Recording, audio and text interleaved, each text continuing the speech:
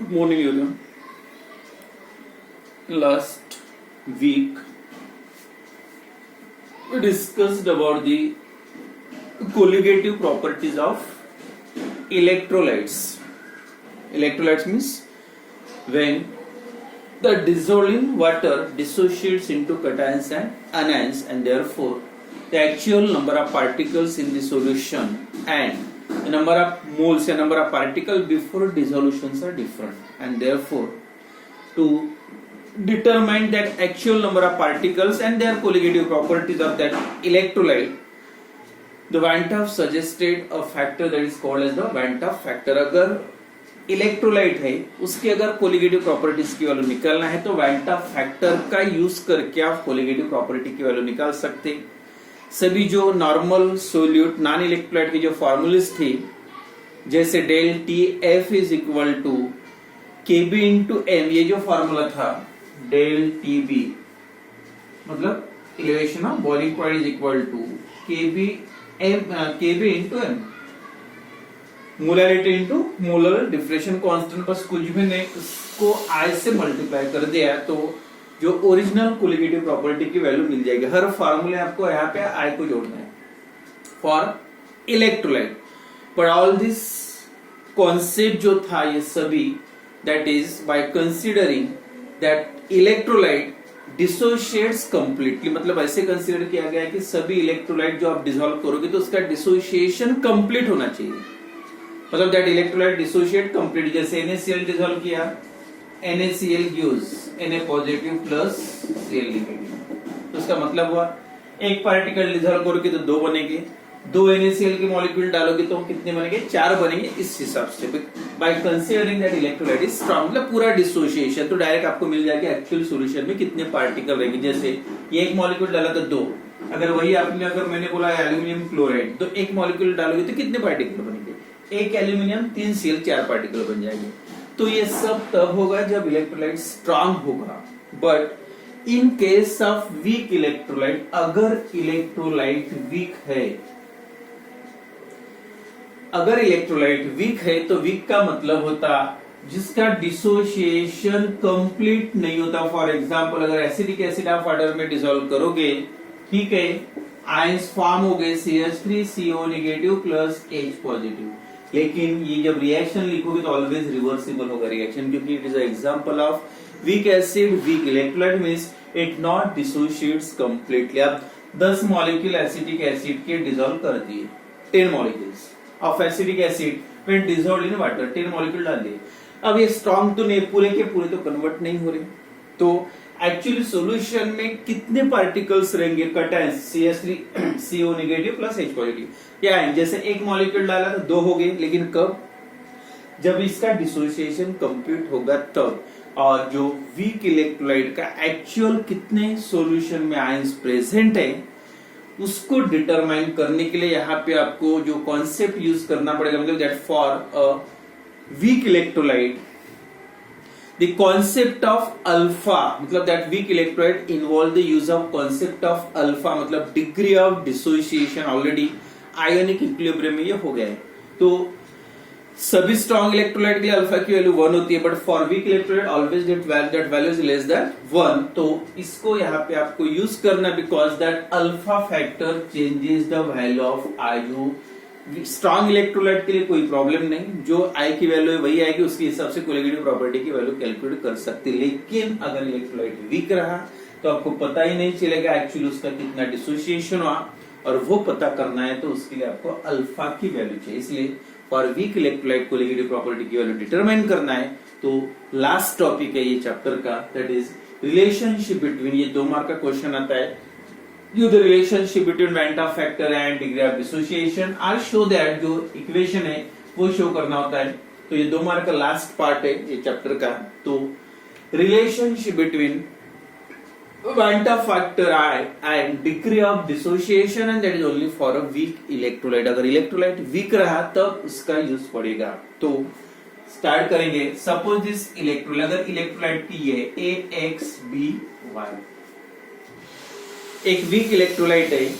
When it dissolved in water, जब water में dissolve करोगे तो क्या होगा, वीक है, उसका आयनाइजेशन ये नंबर ऑफ मोल्स है, that is x moles of suppose A positive and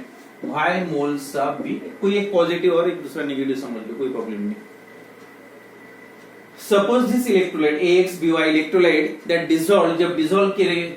किया होगा तो कितना, suppose 1 mole of that electrolyte, 1 mole dissolve किया था किसका, AXBY का, फिक्स वैल्यू है 1 mole of that electrolyte dissolve in water when it dissociates. अब 1 मोल डिसॉल्व करने के बाद अब आयंस कितने बनेंगे, that is called the degree of dissociation, जिसमें आपने पढ़ा होगा Ostwald dilution law ionic equilibrium में, वही है same part. 1 mole of electrolyte that dissolve in water, 1 में से 1 mole dissolve in suppose VDM cube of solution, suppose उसमें से कितना वो साइड में गया, कितना कन्वर्शन आयंस में, देन अल्फा VD, अल्फा क्या है, डिग्री ऑफ डिसोसिएशन, मतलब कितना एक्चुअल डिसोसिएशन हुआ, वैल्यू कौन सा है, अल्फा। तो शुरुआत यहां से करेंगे, शुरुआत जब आपने स्टार्ट किया तो कितने मोल्स थे, इनिशियल मोल्स, इनिशियल कितना था, ये आपने डिसॉल्व किया 1 मोल, जब ये 1 का 1 है तो आयंस बने नहीं, इसका मतलब ये कितना रहेगा, 0। अब रिएक्शन स्टार्ट हुआ, प्रोडक्ट फॉर्म हुआ, आयंस बन गए, और जब इक्विलिब्रियम फॉर्म हुआ दोनों में, तो यहाँ पे बोल सकते हैं एट इक्विलिब्रियम, जब इक्विलिब्रियम फॉर्म हुआ तब कितने मोल्स रहेंगे, तो 1 में से कितने मोल्स साइड में चले गए, सपोज अल्फा मोल्स, जितने पॉजिटिव आयन फॉर्म होंगे उतने ही निगेटिव आयन समझ लो, ये भी अल्फा मोल, अगर ये एक बनेगा तो ये, अगर इसकी वैल्यू अल्फा है तो इसकी भी क्या रहेगी, but that also depends on coefficient, जो रिएक्शन का कोएफिशिएंट अलग अलग होता है, जैसे NaCl का ठीक है, Na पॉजिटिव और Cl negative, 1 Na 1 positive 1 Cl negative, लेकिन वही अगर आप ZnCl2 का देखोगे तो देखो एक जिंक बनेगा प्लस 2 Cl बनेगा, क्योंकि Cl के 2 है तो कोएफिशिएंट से मल्टीप्लाई करना पड़ेगा, यहाँ पे कोएफिशिएंट तो यहाँ पे है, तो इसलिए ये x और y का है कोएफिशिएंट, तो जो भी नंबर ऑफ आयंस फॉर्म होंगे तो उसको आपको कोएफिशिएंट से मल्टीप्लाई करना पड़ेगा, क्या होगा, इसके कोएफिशिएंट है x इंटू अल्फा और यहाँ पे y इंटू अल्फा, ये मोल्स, इतने मोल्स आयंस बन गए। अब बचे कितने, अब बचे 1 था पहले, 1 में से अल्फा चले गए, अल्फा जाने के बाद उसका ब्रेक हुआ, ब्रेक होने के बाद जितने आयंस हो गए वो मॉलिक्यूल में उतने आयंस बनेंगे, तो लॉस कितना, उसमें से गया कितना, alpha, and therefore amounts of that electrolyte remains at equilibrium, equilibrium जब फॉर्म हुआ तो बैलेंस कितना रहा, अल्फा वो साइड में चला गया, फॉर्म कितना हुआ, x alpha cations, x alpha anions, और बैलेंस कितना रहेगा, 1 माइनस अल्फा। तो ये जो एक्चुअल पार्टिकल जो है सॉल्यूशन में प्रेजेंट है, लेकिन डिसॉल्व करते टाइम कितना डिसॉल्व किया था आपने, 1 मोल डिसॉल्व किया था, मतलब ये थ्योरेटिकल वैल्यू है, आपने डाला था 1 मोल, लेकिन एक्चुअल जो सॉल्यूशन में जाने के बाद जितने पार्टिकल्स बने, कौन कौन से, ये भी पार्टिकल्स है, ये 2 कैटायंस है ना, ये भी रहेंगे, तो टोटल कितने हो गए, 1 minus alpha plus x alpha plus y alpha. तो ये जो particles present in solution में actual moles of that particle in the solution after dissociation, and this moles the formula in it when dissolved in water, water में जब dissolve किया तो कितना था, 1 था, और dissolve होने के बाद इतने particles form हो गए, तो total number of particles या बोल सकते हैं total moles after dissociation, total moles या total particles moles after dissociation, dissociation के बाद कितने हो गए, तो इतने पार्टिकल प्रेजेंट है, सबकी टोटल करो, 1 minus alpha plus x alpha plus y alpha is equal to 1। अब यहाँ पे ऐसे भी लिख सकते हो, अल्फा को बाद में लिखो, x into alpha plus y into alpha minus alpha. अब यहाँ पे भी अल्फा है, यहाँ भी अल्फा है, अल्फा को कॉमन निकालो, 1 प्लस अल्फा कॉमन, अब क्या बचा है, ये x प्लस वाई माइनस 1, और यहाँ पे x और y क्या है, कोएफिशिएंट है, कोएफिशिएंट का मतलब है number of ions, number of cations and anions. Suppose x plus y that is total number of cations and anion is equal to n, n क्या है, total number of moles of cations and anion, x और y की value रख देते कितना, n, जैसे AlCl3a, तो x n की वैल्यू क्या होगी? x प्लस वाई, इसका कोएफिशिएंट 1 है, 1 प्लस 3 4, इसका कोएफिशिएंट जब रिएक्शन लिखोगे 3Cl आएगा और 1 L, तो इसका कोएफिशिएंट 1, इसका 3 है, 3 प्लस 1 इज इक्वल टू 4, तो x plus y is equal to total number of cations and anion, 1 cation 3 anion 4, तो इस टाइप से x plus y is equal to n, x और y की वैल्यू n रख देते हैं, तो इक्वेशन बन जाता है that equal to 1 plus alpha into n minus 1, तो ये है actual total number of moles after dissociation. Solution में डिसॉल्व करने के बाद इतने मोल्स प्रेजेंट है सॉल्यूशन में, पहले कितने थे? 1, और जो डेफिनेशन है I की, I is equal to van't Hoff factor क्या बोलते हैं? आपने कितने डिसोसिएशन के बाद एक्चुअल पार्टिकल सॉल्यूशन में कितने हैं और आपने डिसॉल्व कितने किए थे, मतलब क्या आएगा न्यूमरेटर में? टोटल मोल्स या total particle, total moles after dissociation या एक्चुअल मोल्स, एक्चुअल भी लिख सकते, actual moles after dissociation, dissociation के बाद एक्चुअल मोल्स कितने, और यहाँ पे मोल्स या actual particles moles of formula unit, मतलब फार्मूला यूनिट इसलिए बोले आयनिक कंपाउंड, इसलिए जनरली फार्मूला बोलते हैं, फार्मूला यूनिट दैट डिसॉल्व, कितना डिसॉल्व किया था? दैट डिसॉल्व किया कितना था, और डिसॉल्व करने के बाद कितने आयंस बने, तो इसकी वैल्यू कितनी आएगी? Therefore I is equal to, देखो टोटल मोल्स आफ्टर डिसोसिएशन कितने हो गए कैलकुलेट किए, total moles after dissociation 1 plus alpha n minus 1, 1 plus alpha into n minus 1, और ये हो गए total actual moles after dissociation, और पहले कितने थे मोल्स? फार्मूला दैट डिसॉल्व करने कितना किया था? 1 मोल। अब सॉल्व करो, therefore I is equal to 1, तो क्या निकल गया? 1 प्लस अल्फा n माइनस 1, अगर 1 ये साइड में अगर आ जाता है, I minus 1 is equal to alpha into n minus 1, 1 को इधर लेकर माइनस, तो therefore alpha is equal to क्या हो जाएगा? n माइनस 1 इधर आएगा, that is I minus 1 upon n minus 1, ये जो दो मार्कर कुछ भी नहीं, टोटल मोल्स निकालो, इनिशियल मोल, दोनों को डिवाइड कर लो, डायरेक्ट आपको इक्वेशन मिल जाएगा। 2 मार्क के लिए बहुत ही इजी क्वेश्चन है। Alpha with the degree of dissociation, alpha क्या है? Degree of dissociation, I Vanta factor n, n के लिए सीधा सीधा जैसे एल्यूमिनियम क्लोराइड के लिए n की वैल्यू निकलना है 3 प्लस 1, ZnCl2 n की वैल्यू निकलना है, ये Cl2 है, जिंक 1 है, 2 प्लस 1 3, ये 3 प्लस 1 4, या सोडियम क्लोराइड के लिए n की वैल्यू निकालना है 1 प्लस 1 2, इस टाइप से। तो ये जो रिलेशन है इसके प्रॉब्लम भी आते हैं, न्यूमेरिकल्स भी आते हैं, और रिलेशन ये 2 मार्क के लिए बहुत ही इजी रिलेशन है। तो ये तो जो लास्ट टॉपिक है, और इसके बाद 1-2 प्रॉब्लम्स लेंगे और ये चैप्टर कंप्लीट हो जाता है। देन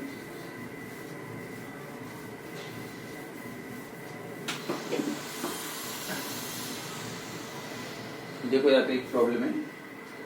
0.2 मोलर, प्रॉब्लम है न्यूमेरिकल 0.2 मोलर, मोलरिटी दी है, melting point, freezing point and boiling point के लिए अगर रहा तो concentration in terms of molarity.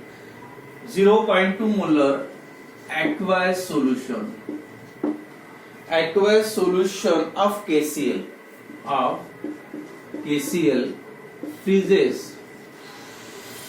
freezes at 0.2 molar aqueous, KCl देखो इलेक्ट्रोलाइट है, freezes solution, freezes at मतलब फ्रीजिंग पॉइंट दिया है -0 पॉइंट, वाटर में जब KCl डिसॉल्व किया 0.68 डिग्री सेल्सियस, यानी इसका फ्रीजिंग पॉइंट है 0.2 molar aqueous solution of KCl, यानी ओरिजिनल इसका बॉइलिंग पॉइंट इतना है। तो ये ओरिजिनल मतलब ऑब्जर्व वैल्यू है, लेकिन थ्योरेटिकली वैल्यू कैसे है कि 0.2 मोल डिसॉल्व किया था, 0.2 मोलर के हिसाब से KF की अगर वैल्यू पता है तो आपको दो टाइप से डेल TF की वैल्यू मतलब फ्रीजिंग पॉइंट कितने से कम हो ये निकाल सकते हैं। तो कैलकुलेट, क्या कैलकुलेट करना है देखो, calculate van't factor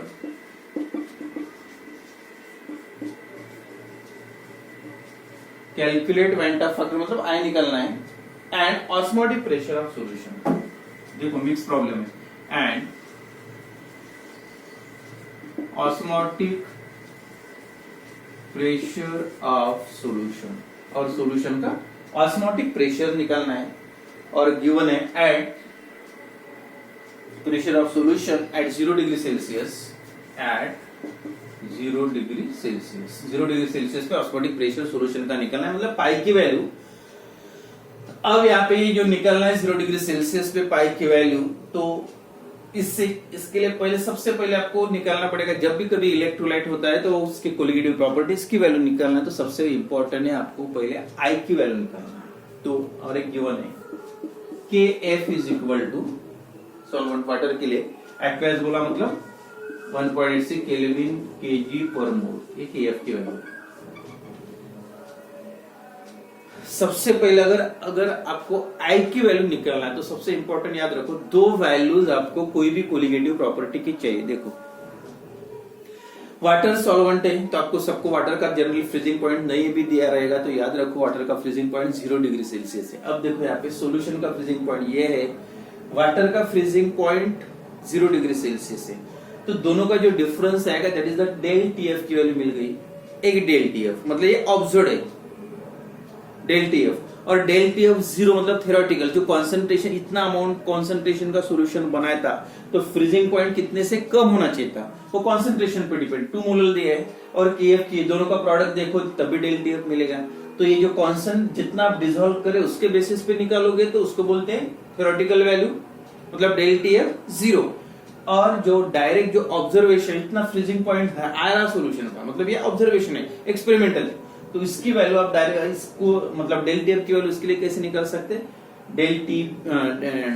TF 0 minus TF की वैल्यू ये टीएफ 0 मतलब 0 है वाटर का फ्रीजिंग पॉइंट, तो आपको डेल टीएफ दो टाइप से वैल्यू निकाल सकते हैं, एक थ्योरेटिकल और एक ऑब्जर्व्ड। तो आई की वैल्यू निकालने के लिए दोनों वैल्यू की जरूरत है, थ्योरेटिकल और ऑब्जर्व्ड। तो सबसे पहले आप निकालोगे,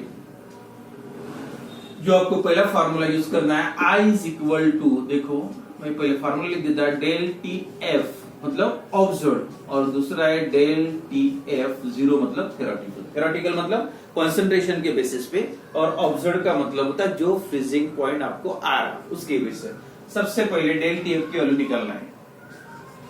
del T F observe is equal to, formula है T F 0 minus T F. अब टी एफ 0 मतलब सॉल्वेंट का फ्रीजिंग पॉइंट, प्योर सॉल्वेंट का, वाटर है सॉल्वेंट तो 0 डिग्री सेल्सियस, और टी एफ का वैल्यू दिया है, ये सॉल्यूशन का फ्रीजिंग पॉइंट कितना है माइनस 0.68 डिग्री सेल्सियस। तो फार्मूले में पुट करो, del T F is equal to कितना है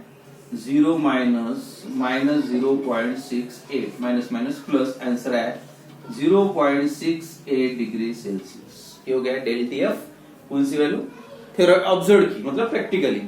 अब निकाल के देखो, अब जब इतने कॉन्सेंट्रेशन का सॉल्यूशन आपने लिया तो कितना होना चाहिए था, मतलब थ्योरेटिकल वैल्यू। एंड सेकंड जो निकालना है आपको, del T F 0 is equal to, formula use करना के एफ इंटू एम।